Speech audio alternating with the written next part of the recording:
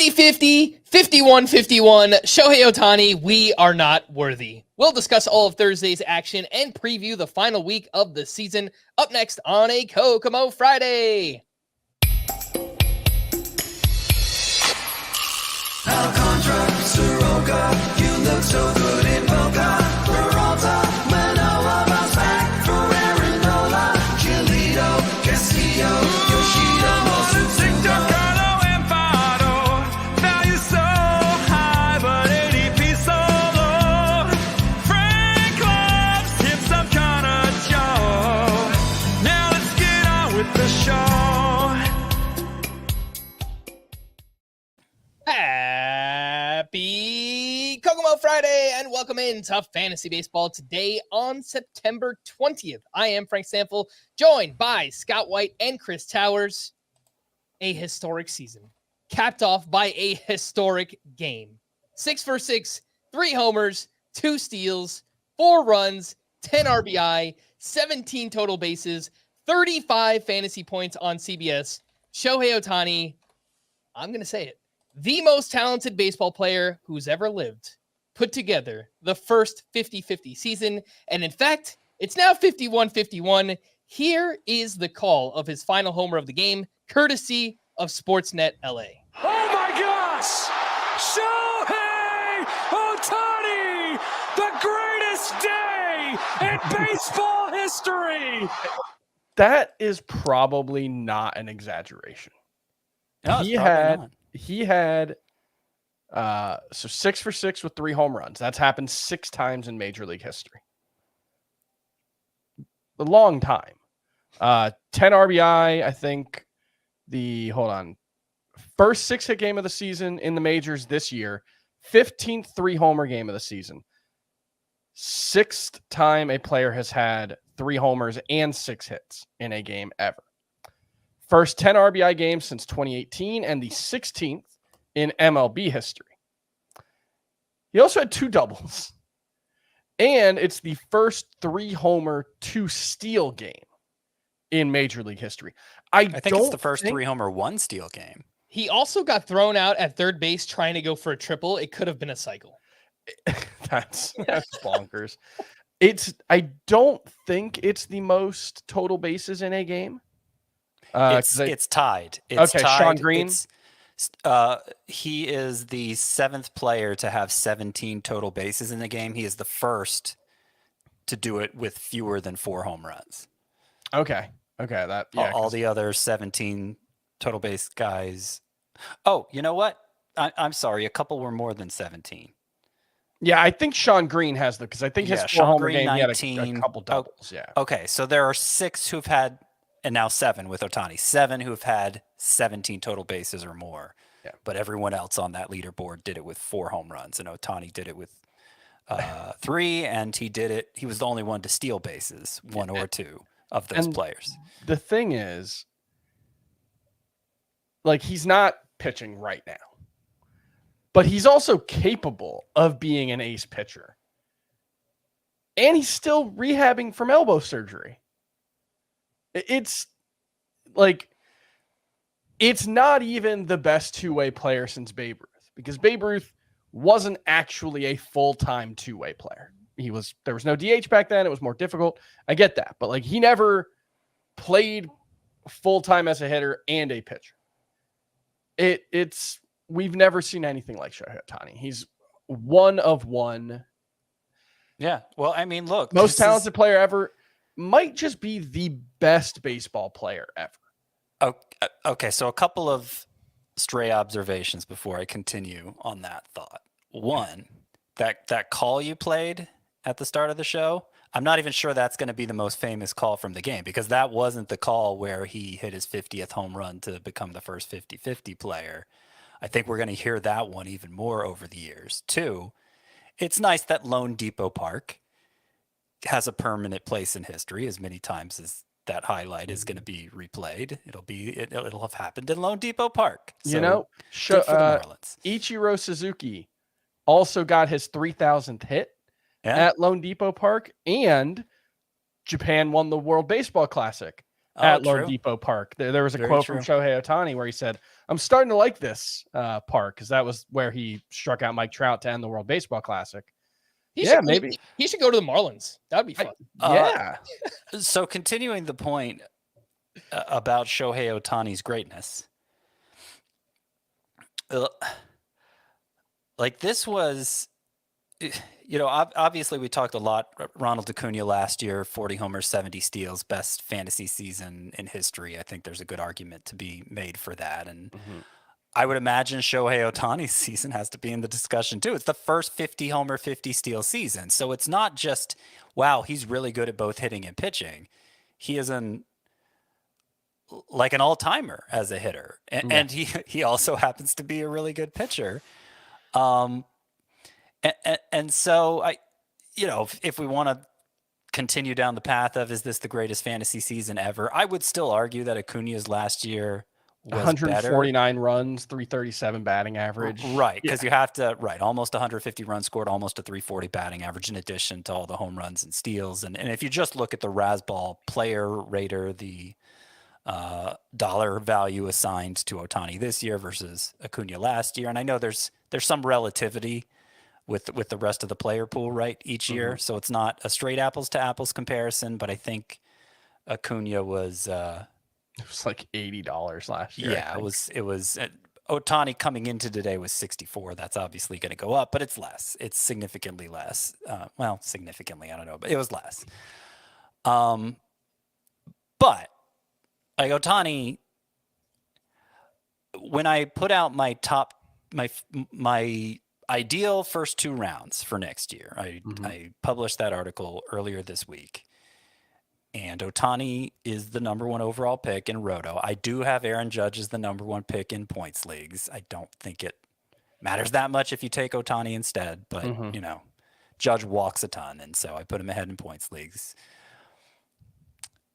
And that's as a DH only player, Ohtani doing this, and obviously it's coming off a year where he wasn't even available to pitch. So I'm just rating him on his hitting basically without even taking into account anything he might provide at pitching.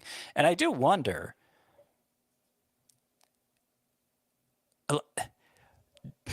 would it be better for fantasy if he didn't pitch the way this season has gone? I think it's unlikely he's going to run as much next year.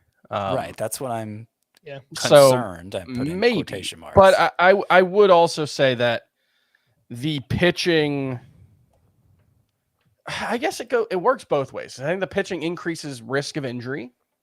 And we've seen him still be dominant when playing through injury as a hitter, but still.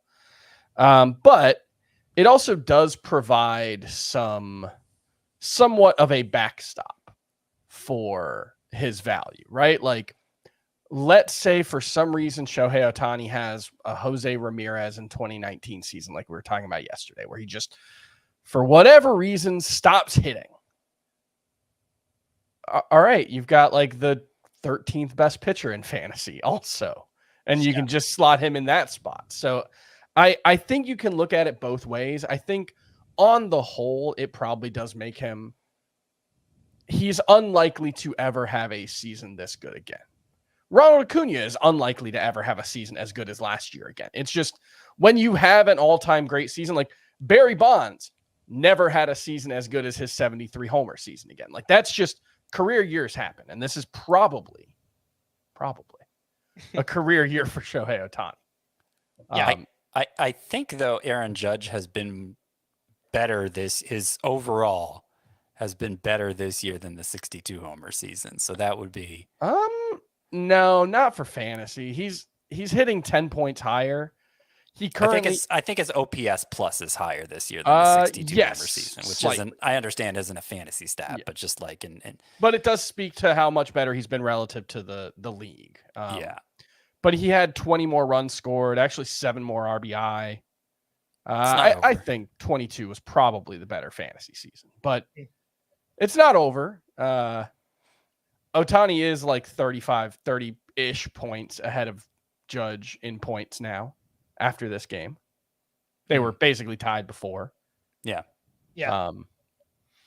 It's Like I've seen some like sour like Braves fans especially, but even like weirdly, I saw a Mets fan doing it earlier today. Like Ronald Acuna's 2023 was more impressive than Shohei, and I don't care. Like if your first thought to seeing someone go 50-50 is like, yeah, but this other guy, like who? Shut up! Like you're not enjoying sports if that's your thought process. Like Ronald Acuna did something we've never seen before last year. Shohei Ohtani is doing something we've never seen before. Just enjoy it. It's like these are like, we watch sports to watch people make the impossible become reality, and it's happening. Well, that's not why everybody watches sports. Some people are team first. I know, but like they don't like to feel like. But then you don't actually like sports. Wow. You like tribalism. Well, who doesn't like tribalism? You should. I don't know. Yeah, maybe everyone doesn't think this way, but as like a sports fan, first and foremost, this is just incredible. I mean, like, it's been so fun to watch. My team today. I'm wearing a Marlins shirt as we're talking about it, and it's still one of the coolest things I've ever seen as a sports fan. As an analyst, first and foremost, I can't help but say, okay, which is more impressive to me. I did say Ronald Acuna, I think, was the better fantasy I think season. Better, more valuable. Ronald Acuna was more valuable. Well, I'm going to say, I think, like, just in terms of how good of a pure baseball season it was, I'm going to say 10 extra home runs is worth more than 20 extra steals. Oh, 100. Like 20 extra steals is, yeah. I'm not going to say it's not worth anything, but like it's not that much. So I'm saying I'm more impressed by Ohtani's season as a Braves fan, but also as an analyst than I am Acuna's. Personally, I don't even care who was more impressive. It's just, I will never forget watching these two play baseball. And that's the more important thing to me. Like there is room for, like, Shohei Ohtani is going to be the MVP and he's going to be the unanimous MVP, and he should be. But there's room for, like, you know, discussions about how much playing DH matters for but as far as like, for me, it's just like, God, let the hot takes die for like 3 minutes and just enjoy what he's doing, you know? And that's something that, like, probably I just need to log off Twitter, but it's also like, you know, on tomorrow's, like, you know, first pizza or whatever, they're going to have some like, is this the, well, how does this pay attention to that? How does this compare to Steph Curry hitting 19? It's like, but it just, I do wish as a sports culture, and for the most part, people do, just appreciate and enjoy these moments when they happen. I totally get what you're saying too, Chris, because I had a group chat that as soon as this happened, it just skepticism abound. It's just like, well, he wouldn't have 50 steals if it wasn't for the new rules, and you know, who cares? Steals, and Francisco Lindor should be MVP because he plays defense. And I'm just like, dude, can we just enjoy what just happened? It's just, man, people get so crazy with it. But we are here to celebrate and enjoy the greatness of, I think, probably the most talented baseball player that ever has existed, and that is Shohei Ohtani. No other players of the night. That is it. He is the breadstick up at the top, all alone by himself. We do have one last prospect spotlight to get to, so we will do that right now. It's time to discuss some of the prospects who are catching our eye from a fantasy perspective, thanks to our sponsors at Hyundai, where they're thinking about every step of your journey out on the road. Let's talk about somebody who has claim to the top prospect in all of baseball, Roman Anthony of the Boston Red Sox, who is 20 years old, a second-round pick back in 2022. This season in the minors hit .289 with 18 homers, 19 steals, and .883 OPS in 116 games across AA and AAA. He got even better once he was bumped up to AAA, where he played 32 games. Reminder, age to level production, a 20-year-old at AAA is incredibly, incredibly impressive here for Roman Anthony. Scott, we'll start with you. Do you think that Anthony has a chance to be on the Red Sox opening day roster next season? Sure he does. It kind of will depend in part if they attempt to bring back Tyler O'Neill. And even if they don't bring back Tyler O'Neill, there's quite a bit of crowding going on there. I presume Cedon Rafaela is going to go back to playing the outfield primarily next year because of their infield surplus. And so I don't think Roman Anthony's just going to waltz in, but if he makes a strong enough impression in spring training, I think they'll definitely be open-minded to that possibility of adding him to the roster. It's been an impressive season for Anthony, and mainly it's been an impressive second half, because I got to tell you, the hype for Anthony was mostly based on underlying data more than actual production, and the strikeout rate had been very high for most of his minor league career, including the first half of this year.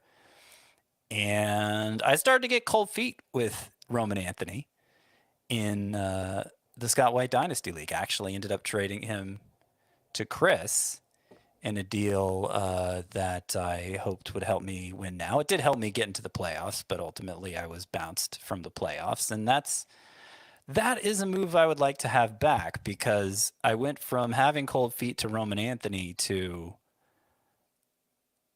my eyes have been opened here with what he's done in the second half. And it really started at the All-Star break during the, what do they call it? The Futures Games Showcase, something like that. Where it was a skills showcase, and particularly the home run hitting portion of it, he just kept hitting these majestic shots over and over again. Ended up winning the skills showcase mostly on the strength of the performance in that one category. And since he did that,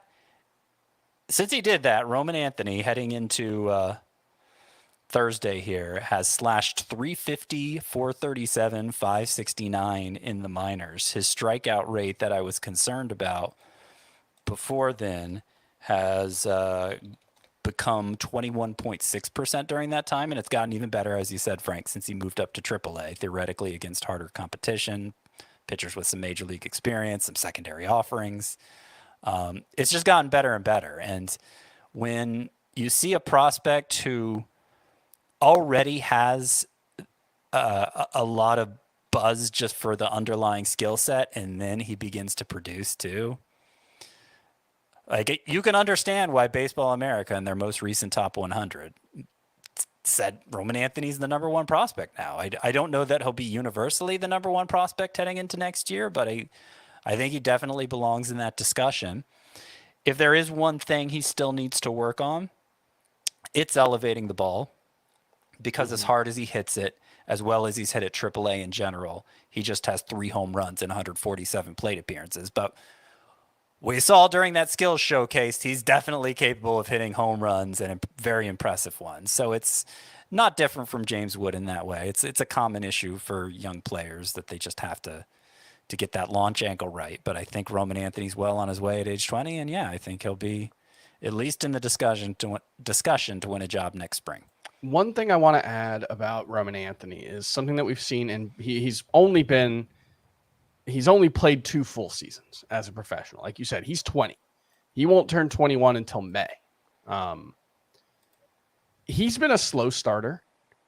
April last season, he had a 613 OPS. This year, it was around the same. I don't have the exact number in front of me, but both seasons, it's basically just been bad April, 900 OPS the rest of the way. Yeah, it was 638 in April of this season. He struck out like 35% of the time. After that, it is 868, 905, 929, 982, 967 is his OPS by month after that. So one thing is, it might just be random that his 2 worst months both season happen to be in April. He might also just, for whatever reason, take a little while to get going, get his swing right. And we've seen it for a lot of hitters across all levels of baseball too, whatever and the reason for that is. He was playing in Portland, Maine this season, I believe is where they're AA. I don't know the weather in Portland very well. Sounds like it's probably pretty cold in April up there. So, that's something to keep in mind. Just if he gets off to a slow start, whether it's in the majors or minors next season, he has figured it out both of his professional seasons. He is, I think, clearly the Red Sox top prospect. He's an incredibly interesting minor league prospect. And someone, once you adjust for age, even more impressive than the underlying numbers. He's been one of the youngest players in both AA and AAA. Again, that's Roman Anthony, who is in the running for top prospect in all of baseball and will be in the running for an opening day spot on the Red Sox roster as well. Thanks again to Hyundai for sponsoring this segment and the show. Learn more at HyundaiUSA.com. Before we hit the break, just a reminder to download and follow our 5-minute podcast, Fantasy Baseball Today in 5. Wherever you listen to podcasts, we'll have a bonus episode coming out this Saturday. Let's take our first break, and when we return, we'll hit some news and notes, some big offensive games. We'll do that right after this. Now let me hear you. A full slate of games featuring undefeated squads, talented QBs, and superstars all over the field. Now that's a CBS Sports Sunday on CBS and streaming on Paramount Plus. Welcome back in. News and notes. Juan Soto, please be okay. Will undergo x-rays on his left knee after crashing into the wall on a sliding catch. He remained in the game, and the imaging is considered precautionary, according to the Yankees. Francisco Lindor was out of the lineup Thursday, as expected. Manager Carlos Mendoza said there is a chance Lindor plays against the Phillies this weekend. Ozzie Albies will return Friday against the Marlins. He's been out since late July with a fractured left wrist. The most important part of Ozzie Albies' return, though, Frank, he is going to bat exclusively right-handed, which is something I've been begging him to do for years. That's interesting. He's forced to do it now because his wrist still hurts swinging from the left side. So he took some righty on righty at bats in the minors, and we'll see how it goes. I'm hoping it goes really well. So well that he just gives up the left-handed hitting, because for his career. Go ahead. Oh, do you have the numbers? No, you have. It sounded like you had the numbers. 932 OPS as a right-handed hitter, 747 as a lefty. Yeah. Wow. Yeah. That is drastic. Yeah, we've pointed those splits out for years. Could be a thing. We'll see. Yeah, I'm pretty interested if that can maybe be a thing heading into 2025 for Ozzie Albies as well. Bo Bichette was placed on the IL with a fractured right middle finger. Kevin Gausman was removed from his start Thursday due to lower back tightness. He was awesome before he left, through 5 no-hit innings with 6 strikeouts up against the Texas Rangers. O'Neal Cruz returned to the lineup after missing 3 straight with left ankle discomfort. And Aaron Boone said that while Luke Weaver could close out a lot of games, Boone stopped short of naming Luke Weaver the closer. But he's the closer. He's been the best reliever for, I don't know. He might have some doubts about whether he can get him through the 9th. Was that just a reason? Yeah. Luke Weaver. I was like, There you do go. you want to sing it, Scott? Not really. I was giving you the window to do it there if you wanted. I was talking to Adam Azer the other day, and I asked him if he would do it, and he said, quote, his singing voice is gone now, or something along those lines. So I tried. Okay, Adam. I got big time. He's, I got big he's time given by up on singing. I sincerely doubt that. I'm sure we can find a Fantasy Football Today episode where he's singing something somewhere. There's got to be. He just didn't want to dance on command. That's all that was. I mean, I totally get it. Some big offensive explosions here on Thursday, outside of Shohei Ohtani, of course. Huge game for your Atlanta Braves, Scott. 15 runs on 18 hits, including 6 homers in this game. Michael Harris, 3 for 5 with a double dong, 4 runs, 4 RBI. He heard you guys say, 7th round pick next year. Nope. Let's go. Bump him up around 6th round, Michael Harris. Let's do it. he just earned 6th round on base solely on this game. Yeah. 100%. Jorge Soler, 2 for 3 with his 20th home run, 3 runs and 3 RBI. And Matt Olson, 2 for 4 with a double dong, 4 RBI. Updated numbers since July 24th, last 54 games for Matt Olson. He is batting .284 with 15 homers, 50 RBI, and an OPS around 950. So he's been Matt Olson for about. Is Matt Olson the Blake Snell of hitters? Just buy him when he has the good season, buy him when he has the bad season, and don't buy him when he has the good one. It's been like Haven't actually, we made it's this kind of case between him and Alonso? Like when Alonso has a bad year, buy him. When No, Olsen for has real. a bad year. Here's Matt Olson's OPS by year. 1,003. There's 59 games, but still, it fits in with the trends, so we'll include it. 788, 896, 734, 911, 802, 993, 772.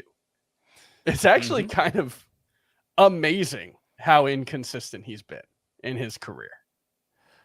I was going to point out that the strikeout rate is also much, much lower during this stretch. I didn't go back to June 24th, but what I calculated for Matt Olson is that over his last 47 games with about a 950 OPS, 17.7% K rate, which is when Matt Olson's doing that, he's going well. I don't think we need to really look into any single stretch of Matt Olson's season and say, well, this must be the new Matt Olson now.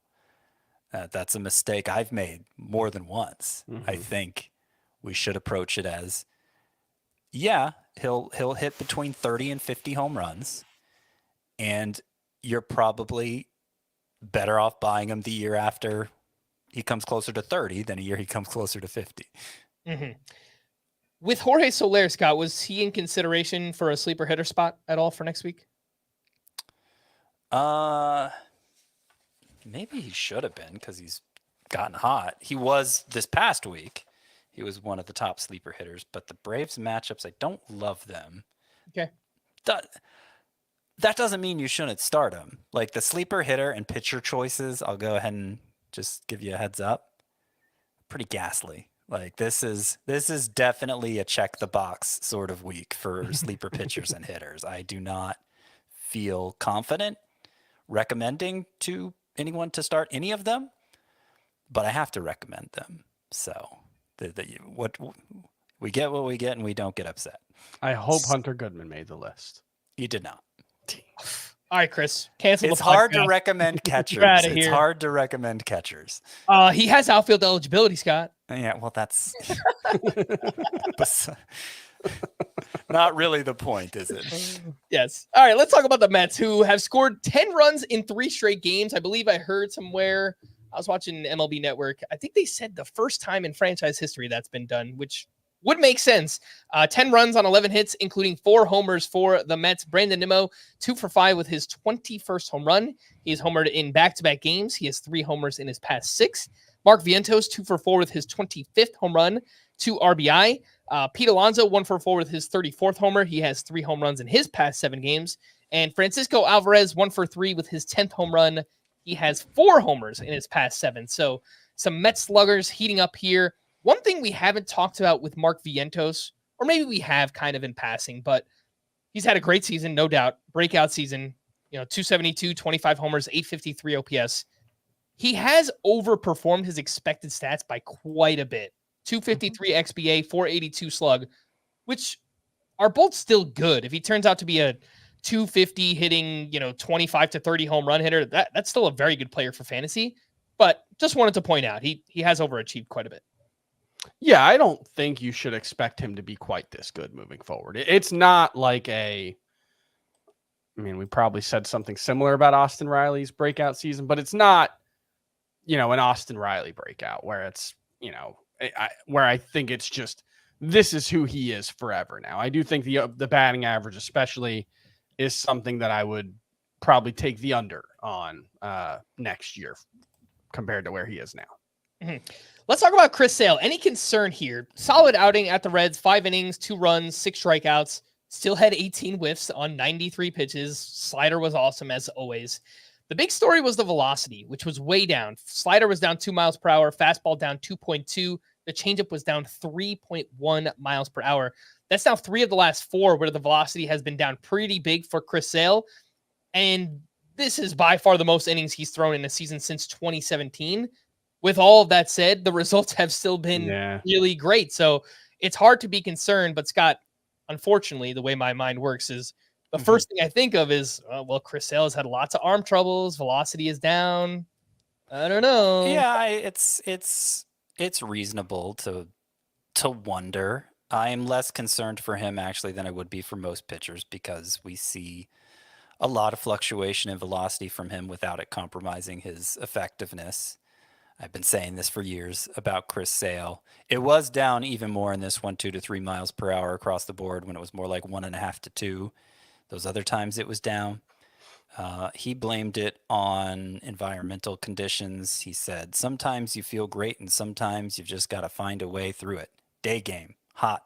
I just had to find a way to get through that one. So it sounds like he was holding a little something back based on that quote. And he still got 18 swinging strikes in 5 innings. So there's one more time to set your lineup. I think you're setting it with Chris Sale in it for sure. Absolutely. Chris Sale, not a morning guy. I can get behind that. We do the podcast at like 1 a.m. every night. So yeah, it's fine by me. I totally understand it, Chris Sale. Let's get in. Go ahead, Chris. I do think just from a 2025 perspective, I'll have trouble drafting him at face value. Yeah, I agree. Just because he's 35, 36, and it is a giant innings jump. Yeah. And that's a red flag. It's not a reason not to draft him. It's just if he's been the number 1 pitcher probably in fantasy this season, Yeah, I think he's been the best pitcher. I think you probably draft him as the number 5 pitcher next season or number 6, whatever it ends. I haven't looked at it yet that closely, but that's more what I mean. I think he's going to be 4 for me just because I don't know who else to put forth. Yeah. Put forth as in FOURTH, but you could mean the other 4th. So I think pretty clearly for me, it's Tarek Skubal, Zach Wheeler, 1 and 2. Yep. Some people might put Skeens ahead of one of them, but not me. Skeens is going to be 3 for me. And I think there's a little bit of a gap before I go Sale 4 because I don't want to overpay. I do think there are some risks given his age and injury history. And, it's one thing when nobody wants him and you're drafting him in round 12 or whatever. It's another when he just won a Cy Young and people think he's an ace again. Yeah. I've kind of been holding this take in, so I was happy that you guys just addressed it, but I think it's a full fade. I think it's a full fade for me next year. Like I'll probably rank him as like a top 5 or top 10 starting pitcher just because coming off the season he just had, and you have to rank somebody there. Like every pitcher has concerns, but Scott, you just hit it on the head, man. Like it's just different when you can get him in round 10 versus having to use a 2nd or a 3rd round pick on Chris Sale, who has had lots of volatility throughout his career, most of it injury related, but I just don't think it's going to be for me in 2025. Waiver wire pitchers for the final week of the season. Brian Bayo pitched well at Tampa Bay, 5 2/3, 1 run, 7 strikeouts here. Last 8 starts for Bayo, 2.89 ERA, 1.18 WHIP, and he is at the Blue Jays in the final week of the season. Zach Littell, dominant on the other side, 7 shutout innings, 1 hit, 7 strikeouts, 10 whiffs on 75 pitches, and 4 starts since returning from the IL, 1.64 ERA, 0.82 WHIP. And he's gone 6+ innings in back-to-back starts at the Tigers next week. I think we can get behind that. And Luis Ortiz of the Pirates, a quality start at the Cardinals, 6 innings, 2 runs, 7 strikeouts, 10 whiffs on 89 pitches. He is home against the Brewers next week. Chris, the first 2 here, I think I could sign off on. Bayo at Toronto, Zach Littell at the Tigers, Luis Ortiz, probably not. Yeah, I think I probably like Littell a little more than Bayo. Might just be true in a vacuum, but especially given the matchups, I do like the matchup against Detroit more than the matchup against Toronto. Bayo, I wish he would throw his 4-seamer and not his sinker. I would love to at least see him try, because his sinker keeps the ball on the ground, which is important, and maybe it pairs really well with his changeup, and it would, impact the effectiveness of his changeup. That's something that I can't say for sure, but it feels like the overall profile would look a lot better if, one, he could command his pitches better, or if he had a fastball that he leaned on more that was able to generate whiffs. But because the slider and changeup are both really good pitches, and it feels like he should be better than he is. But that 4.49 ERA is backed up by his peripherals, especially the 4.44 xERA entering today. So I think absent some changes in approach or a jump in grade as a control pitcher, this is probably more like who he is. Did you happen to mention Zach Littell's numbers in his last 3 starts?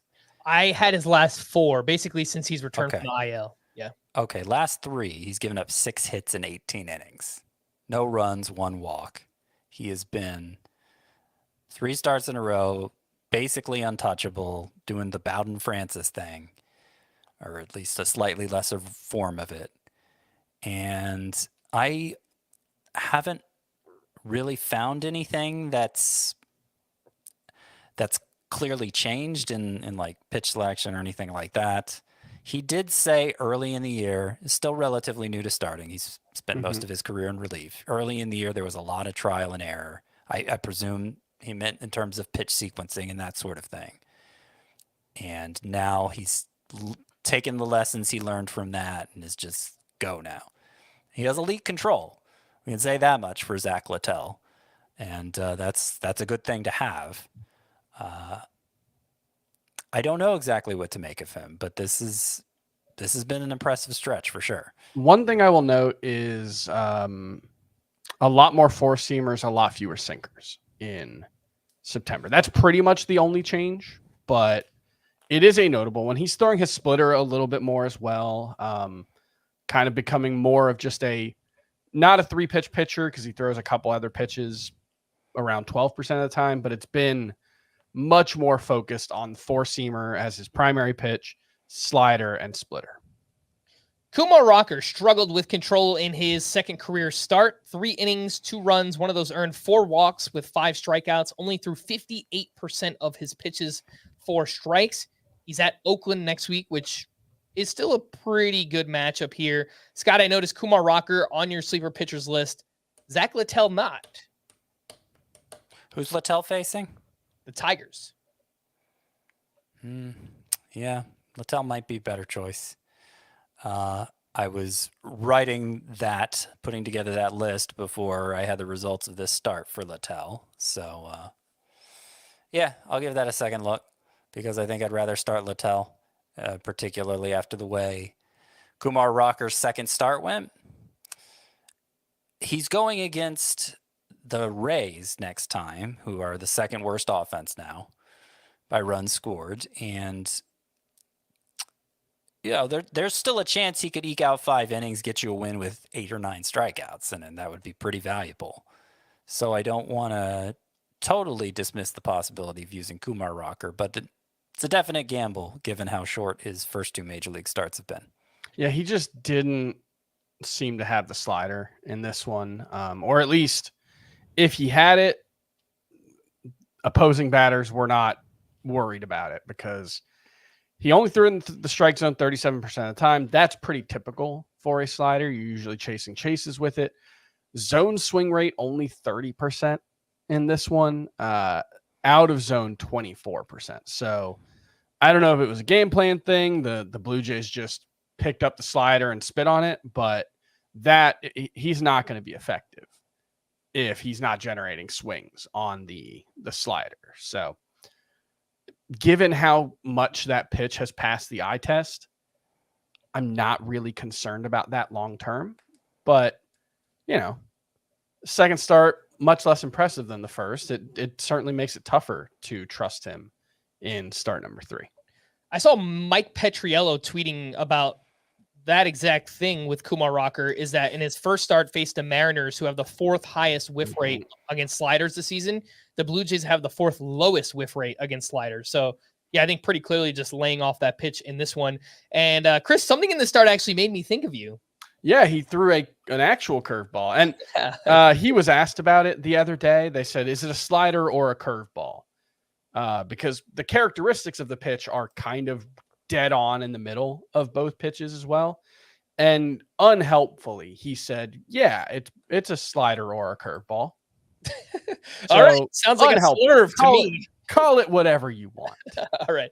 Let's take our final break. When we return, we'll quickly run through some waiver wire hitters and our final week 27 preview up next after this. A Quiet Place Day 1 is now streaming on Paramount Plus. It's thrilling, terrifying. It will make your heart pound out of your chest. A Quiet Place Day 1, now streaming. Welcome back in. Some waiver wire hitters. Taylor Ward stayed hot, 1 for 4 with his 25th home run, continuing his big second half where he's hitting .280 with 11 homers, 2 steals, 844 OPS. Scott, how would you rank these 3 shallow league outfielders for the final week?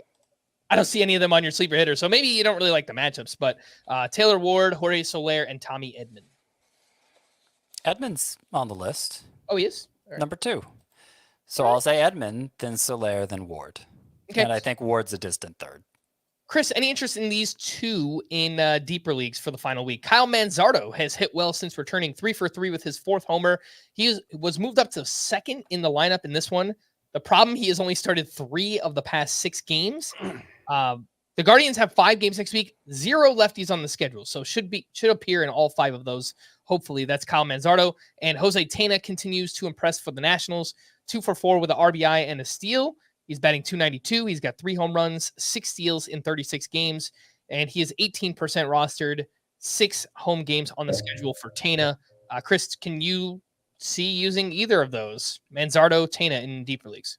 While I answer that, Frank, you look a little fuzzy. If you want to, go to the barber and trim it up. Actually, I'm getting a haircut tomorrow. It's pretty crazy underneath this hat right now, guys. Same. I gotta get a haircut. I think yours is longer.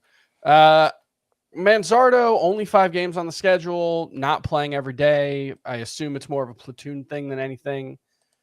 So no lefties helps. I think he's pretty fringy, but I think he's a talented hitter. So if you need a corner infielder, off the top of my head, I can't think of any more obviously beneficial first basemen who are widely available right now. So sure, I think he's fine. Jose Tena, I think is pretty interesting. We talked a decent amount when he got called up about his interesting minor league numbers. He's doing a little bit of running and a little bit of hitting for power. So as a corner infielder, I think Jose Tena is a little bit interesting as well. On the prospect of picking up Manzardo, he's been sitting so much, even against right-handed pitchers. And maybe that should change, but I don't know that I'd be willing to trust in that heading into the final week of the season. Yeah. The fact that they moved him up to 2nd in the lineup in this game and he performed 3 for 3, hopefully just gaining more confidence from his manager. I mean, he hit 2 homers in his first game back. Yeah. No, looking at first basemen who are rostered in similar ranges, I guess I'd rather have Ty France. I think I'd feel a little better about him playing every day the rest of the way. Yeah. I think Luke Raley's not in a better situation, so I don't think that really... So I actually have 5 first base eligible players on the sleeper hitters for this week. I assume just a lot of them are because Manzardo's only 17% or 22% rostered. Yeah, I'm sure they are all more rostered than that, but Michael Tolia, Andrew Vaughn, Carlos Santana, and Michael Busch. 3 of those 4 are less than 50% rostered. And Spencer Horwitz on that list. Oh yeah, Spencer Horwitz was the 5th. Yeah, so 4 of those 5 less than 50%. I would guess Horwitz is pretty. It's 43%, so about double. Yeah, and you look a little deeper and Tyler Soderstrom. I don't think I'd rather start him than Manzardo at first base at least. A catcher, yes. Comments are you can't start a catcher. Yeah. But so I think among the widely available first basemen in his range, I think Manzardo is probably the most interesting, but I can't say he's someone in a 12-team league that needs to be rostered, sir. Sure. Wanted to quickly mention a gentleman named Blake Dunn, who had a huge game for the Reds, 2 for 3 with a sock and 2 shoes. His first career home run came off of Chris Sale. It's a pretty good one to get there. 26 years old. He had a huge season in the minors last year, 312, 23 homers, 54 steals, but took a big step back this year. Scott, is this a name for like deep dynasty leagues or probably not? Blake Dunn. I'm going to say probably not, but sometimes this sort of player who just gets stuck in the minors for a long time and just puts up huge numbers there, sometimes he does turn into something, even if it's just short-lived. So I would not totally ignore him, but the odds are against him becoming a useful fantasy player. All right. Starter sit these pitchers for the final week of the season. Luis Severino, last 7 starts, a 2.64 ERA and a 1.11 whip over a strikeout per inning. He is at the Atlanta Braves next week. He has a 4.80 ERA on the road. So he's pitching well, Chris, but I don't know. Those home road splits, I might shy away from Severino. Yeah, I mean, we've talked a lot about the different ways that Luis Severino has reinvented himself this season.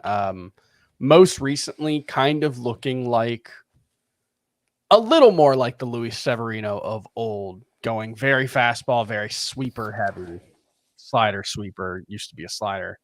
And he's getting more strikeouts as a result.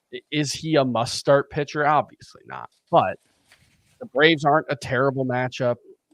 10 runs today, but I think he's an okay start next week. Again, that's Luis Severino. Let's talk about Brandon Pfaadt. What a bounce back, right? Like last start out, he gets destroyed. Then he's at the Brewers, 7 innings, 1 run, 12 strikeouts, 21 whiffs on 104 pitches. He only allowed 1 hard hit in this game. Fastball was dominant. He is down to 78% roster. He gets the Giants next week. It's a good matchup. But Scott, Brandon Pfaadt was so bad before this. What do you think? Yeah, I wish I could get some insights into what happened for him. His fastball was clearly so much more effective in this start, and I noticed the vertical movement was down 2 inches on that, which for a fastball in particular can be a good thing if it's not sinking as much as the hitter would expect it to. Then he ends up swinging under it. That's kind of all the rage for fastballs now. So in addition to that, he was throwing it harder, and it was a massive swing and miss pitch for Brandon Pfaadt today, when usually it's not. Usually it's a pretty bad fastball. So can he repeat that? I'd be skeptical. And particularly with everything on the line, particularly with him having a 7.58 ERA in his previous 9 starts, I would prefer to stay away. Yusei Kikuchi has pitched very well since joining the Astros. 9 starts with the team, a 3 ERA, .94 whip, 68 strikeouts over 54 innings. He's 73% started on CBS, and he gets the Mariners the final week. So, Chris, I am wheels up on Yusei Kikuchi. Yeah, I think he'd be pretty much a must-start pitcher regardless of the matchup. That it's against the Mariners only makes it better. Did you know him and Shohei Ohtani went to high school together? I had no idea. I feel like that's the kind I've heard that Clayton Kershaw and Matthew Stafford went to high school together about 1 billion times on broadcast. I don't know how I didn't know that Shohei Ohtani and Yusei Kikuchi went to the same high school. Well, maybe if we get the Astros Dodgers World Series, we'll have probably a whole feature done about there you go. Kikuchi and Ohtani growing up together there. Let's get into the final week of the season. Week 27 preview. The schedule for next week, 28 teams with 6 games, and there are 2 unlucky teams with 5 games, the Reds and the Guardians. What about the Rockies? They have 6 home games in Coors Field, 3 up against the Cardinals and 3 against the Dodgers. Starter sit these 2-star pitchers. And Scott, you're first up. Sonny Gray, usually a must start, but one of his starts in Coors Field, the other at the Giants. You're probably going to start him. He's less than a must start, given that one outing at Colorado and that he's had some kind of shaky outings. But it's worth noting, very light schedule. There are only 25 2-start pitchers here in the rankings for me. Normally it's 35 to 40, and there's 25 this week. So you got to stretch to get those extra starts in there. I do think I should also point out, since it is the final week of the season, teams can kind of do whatever they want. Yeah. And so you got to be careful with 2-star pitchers in general, because if you want to, if the only reason you're considering using a pitcher is because he's in line for 2 starts, then maybe rethink that because there's a very good chance he doesn't end up making a second start. They have somebody else substitute for him. Even some of the ones who make 2 starts, it might be like a 2-3 inning start. So in the case of Sonny Gray specifically, the first start is at Colorado, which is less than ideal, but I think in most cases you're still starting him. He's Sonny Gray. I was going to say Sonny Gray feels like a pitcher who would be especially bad at Coors Field. He relies so much on bendy pitches. He's only made 1 start there, but it was 9 strikeouts and 1 earned run in 7 innings. It was back in 2019, so a long time ago, but you know, he hasn't been blown up in Coors Field before. All right. First time for everything. Chris, you get Ryan Pepiot. He's at the Tigers and at the Red Sox. This is definitely one that feels risky. Only threw 72 pitches, I think, in his most recent start. Before that, it was 2 innings. So if he doesn't get that second start, and it's something I was, considering saying about Zach Littell as well, where it's just like the Rays are out of it. They're very health conscious organization. And I could see them pulling back on some of these guys with big workload jumps in the final week and just giving someone else a try. But I would lean towards a start in Roto and a sit in points, even though he is RP eligible. So that makes it a little more difficult. When we were talking about Pepiot coming off that 12 strikeout effort, I think it was, where I kind of don't know if we played up enough just how good he looked in that start. But I went back and to look for the quote about them kind of easing his workload, and it was just such a throwaway line after he was removed a 2-inning start where his velocity was down. It sounded more like, okay, we don't want him to keep pitching if his velocity's down, so we're just going to yank him here. Then, okay, every start from now on for Pepiot is going to be a short one. So I think given that his first start is against the Tigers, and yeah, he could end up making a second one against that same Red Sox lineup where he had the 12 strikeouts, right? That was the Red Sox he did that against? Yeah. Yeah, I think I'm pretty much on board with Pepiot for this week. All right. What about Nestor Cortez? He gets the Orioles and the Pirates. Yeah, I'm going to lean yes on him too. There's a good chance he makes that second start. We don't think there's any chance the Yankees bring Marcus Stroman back in? I think if it was a pitcher that they would expect to use in the playoff rotation, there would be more risk for Nestor Cortez. But if they're looking at like a 3 or 4 man rotation in the playoffs, I don't think Cortez is part of it. Okay. Personally, I could be wrong about that. But Tanner Houck in his latest start only threw 4 innings, and he's at the Blue Jays and home against Tampa Bay. He is not going to be skipped. I saw an article about that. I don't know if he, because he was skipped because of the dead arm earlier, but they explicitly said he's not. There's no plans to skip him again the rest of the way. So, and those are 2 really good matchups. They're good matchups. Has he had more than 5 strikeouts in a start since like July? It's been he gets bad ground balls either at way, such a high rate that he can. I'd rather him have strikeouts, but I don't know that he necessarily needs strikeouts to justify using in a 2-start week. He's had 4 starts with 5 strikeouts. Chris, put some respect on Tanner Houck's name. Scott, give me the sleeper hitters for the final week. You just throw them all at me. Wait. We don't want to do any pitchers? Any more pitcher recommendations? I had some deep league names on here, but I just thought maybe you would mention them as sleeper pitchers. You want me to jump ahead to sleeper hitters and skip over sleeper pitchers? Is that what I said? Did I say sleeper Yeah. hitters? Oh, Yeah. I meant sleeper pitchers. Okay. That's what I thought. Fair enough. Okay. These aren't among my 10 sleeper pitchers, but they're rostered in less than 10% of leagues. So I do want to mention them. The Angels pitcher, Jack Kohanowitz. Thank you. Jack Kohanowitz gets the White Sox and the Rangers. And we talked about yesterday, ground ball pitcher. He's had a lot of good outings recently. It's scary, but some people just want to throw every start they can at him. Okay, if you're one of those people, then Jack Kohanowitz is somebody might want to consider. Same thing with Jonathan Cannon, who's had his ups and downs, but his 2 starts this week are against the Angels and Tigers. It wouldn't be me, but I do think they're worth highlighting if you just want to cram as many starts in your lineup as you can. Okay. The ones I actually like, well, as I said earlier in the show, I don't really like any of these guys that much this week.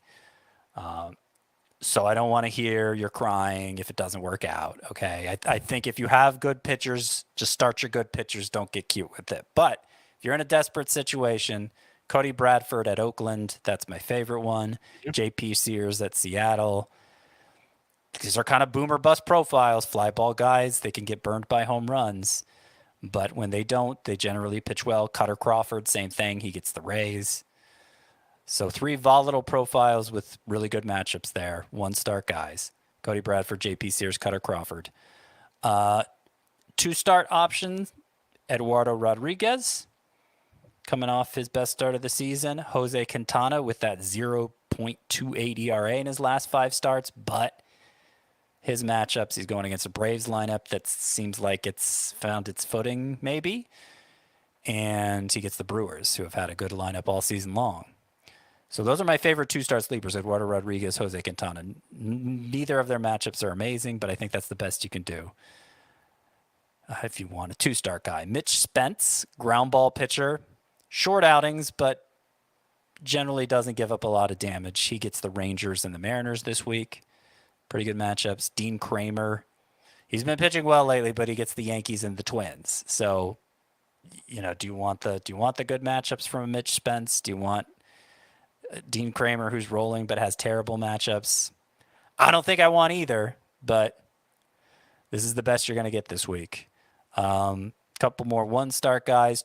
Tobias Myers, who did not look very good on Thursday and has been very up and down recently. He gets the Pirates. Tyler Anderson, who hasn't really looked good in the second half, he gets the White Sox. And you mentioned Zach Littell earlier, so I'll throw him in here against the Tigers. He'll probably be pretty high on this list. He might be second behind Cody Bradford, actually, among 1-start sleepers, Zach Littell. Okay. What about the hitters for the final week? Best matchups, the Cardinals, Phillies, Blue Jays, Rockies, and Twins. The worst hitter matchups, Nationals, Orioles, Athletics, Yankees, and Astros. Scott, who are your sleeper hitters for the final week?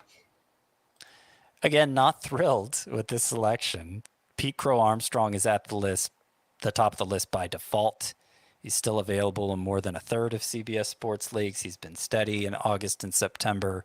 Cubs matchups are middle of the road, but I think Pete Crow Armstrong just shouldn't be as available as he is. Tommy Edman, with the Dodgers closing the season at Coors Field as well as he's been hitting, I think he's pretty much a must.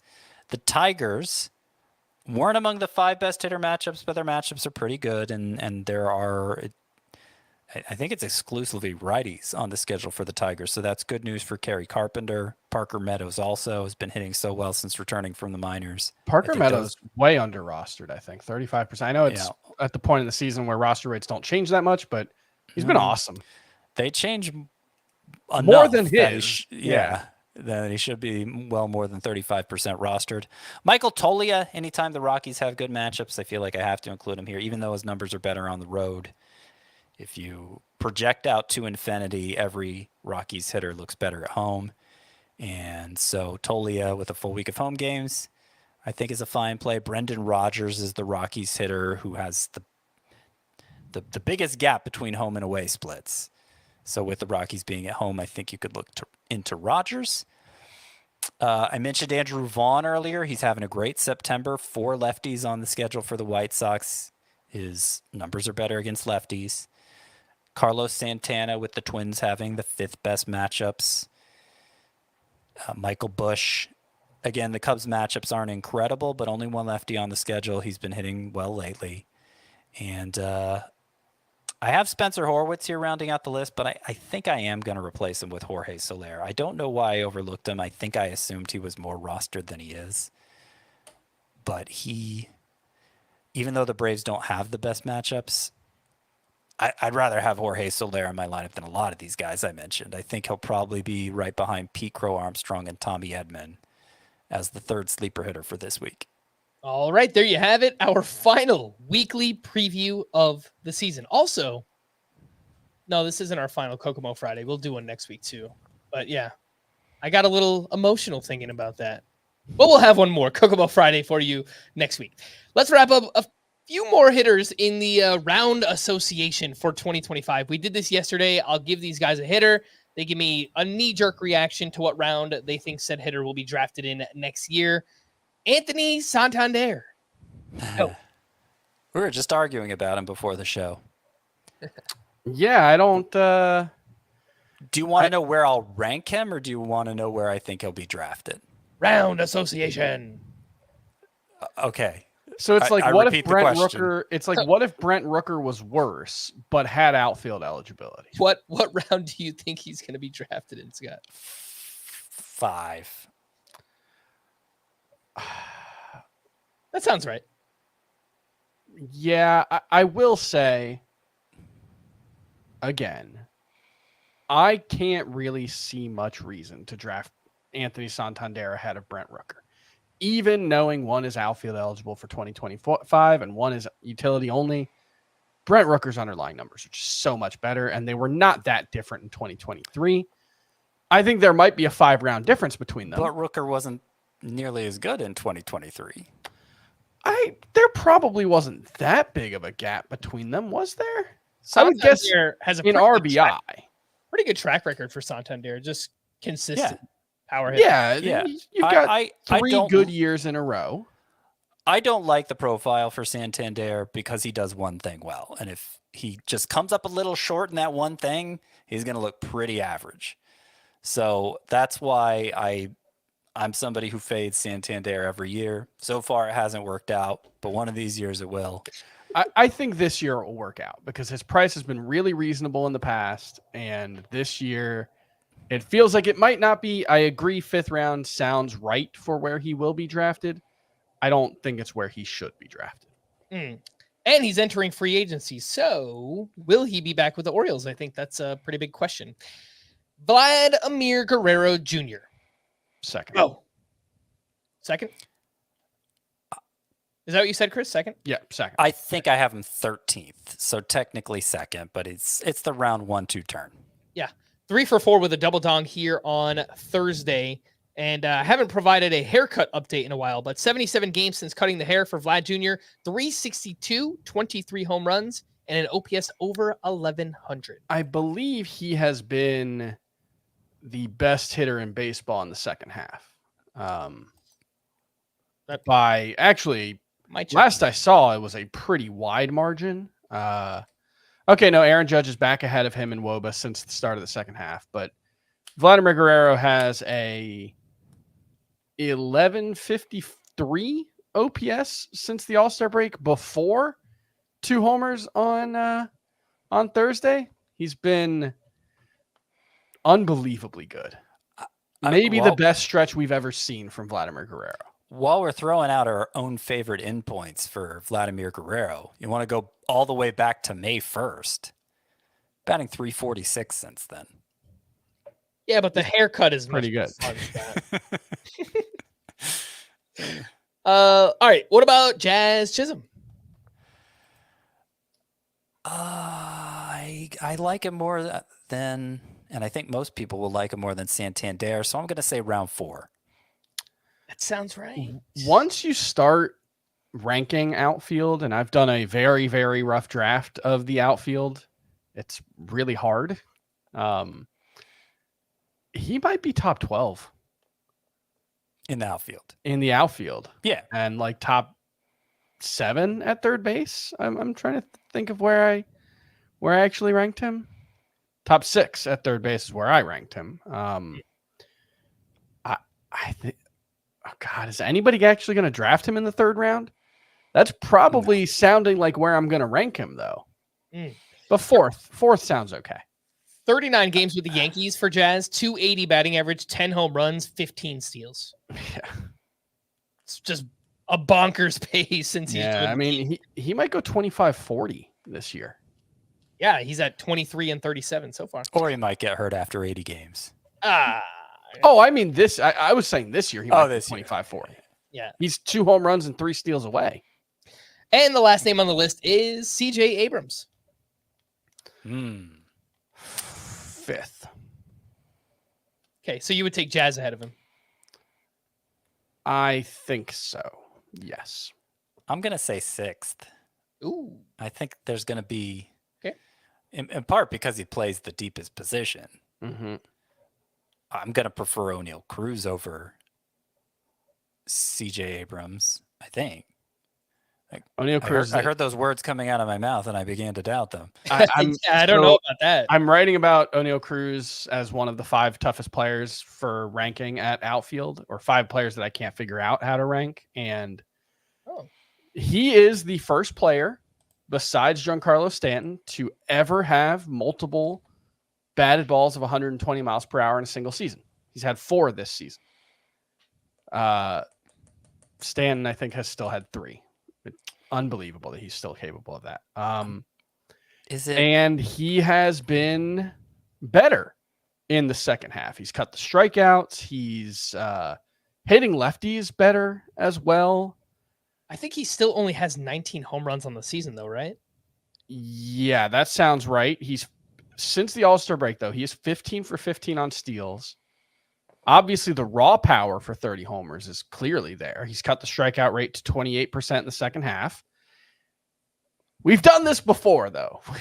And O'Neal Cruz, ranking him for outfield, very tough. Ranking him for shortstop, I think I ended up 7th in my first run through the shortstop position. No, 9th for O'Neal Cruz. But there's definitely a lot of competition between him, Abrams, and Jackson. Or Jackson Merrill's not shortstop eligible. What am I talking about? I think it's Willie Adames. Like those are the 3 Adames, for me that I'm just gonna pull clear my hair out. teardrop after Corey Seager. Willie Adames, O'Neal Cruz, CJ Abrams. What makes it difficult is how they performed in 2024 is probably the reverse of how I think they should perform.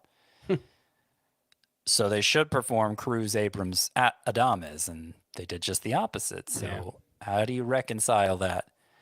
I don't know. I think it comes down to your personal level of risk tolerance and how much you want to chase upside with your builds, because Cruz probably still has the most upside among the 3. Bullpen updates from Thursday. For the Orioles, Sir Anthony Dominguez got the 9th inning with a 1-run lead. He gave up back-to-back walks and then a game-tying single. He only recorded 1 out. Gregory Soto finished the inning, and the Orioles won in the bottom of the 9th. For the Mariners, Andres Munoz struck out the side for his 22nd save. For the Pirates, Aroldis Chapman got the 9th inning with a 1-run lead. He gave up a hit, but picked up his 10th save. For the Cubs, Porter Hodge got the 9th inning with a 1-run lead. He gave up a hit and a walk, picked up his 6th save. For the Rays, Edwin Uceta got the 8th inning with a 2-run lead, facing 5, 6, and 7 in the Red Sox lineup. It was lefty Garrett Clevenger who struck out 2 for his 6th save. And then for the Astros, Josh Hader struck out 1 for his 32nd save of the season. To stream or not to stream on Friday, I think Jameson Taillon versus the Nationals, Nick Martinez versus the Pirates, and probably only those 2, maybe one of Ben Lively or Kyle Gibson, who are facing each other.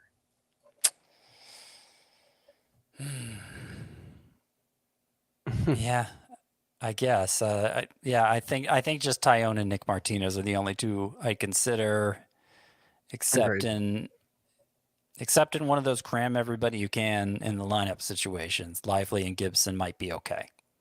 On Saturday, we have Rhett Lauder facing the Pirates. Mackenzie Gore is at the Cubs. Reed Detmers, at the Astros. Aaron Savali, He'll dominate. Of course. Probably. Aaron Savali faces the D-backs. Matthew Boyd at the Cardinals. Martin Perez faces the White Sox. JP Sears' revenge game against the Yankees. I don't really like any of them here. I could see a good start from Martin Perez against the White Sox. Yeah, I could see Reese Olson, but he only threw like 2 innings in his first start back from the I can't trust IL, him. right? No way. Mackenzie Gore, velocity was back down his most recent start. Like I could see Ariel Rodriguez having a good start. I could see Reed Detmers. I could see Aaron Savali. I could see Matthew Boyd. I don't want to trust any of them to do it, though. Okay. Yeah, I think Martin Perez. Yankees are kind of suspect against lefties. I could see it working out. It could go terribly wrong as well, but yeah, I guess I'll sign off there on the JP Sears revenge game. And then on Sunday, we have Albert Suarez facing the Tigers. Grant Holmes is at the Marlins. Frankie Montas faces the D-backs. Andre Palante versus the Guardians. Andrew Heaney versus the Mariners.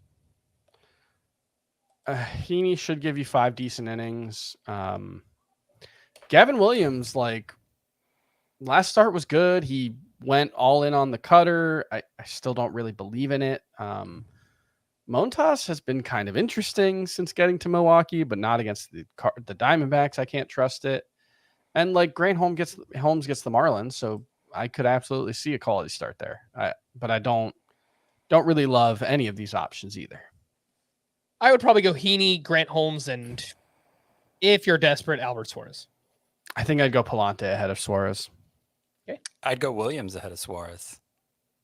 Okay. I think that's reasonable.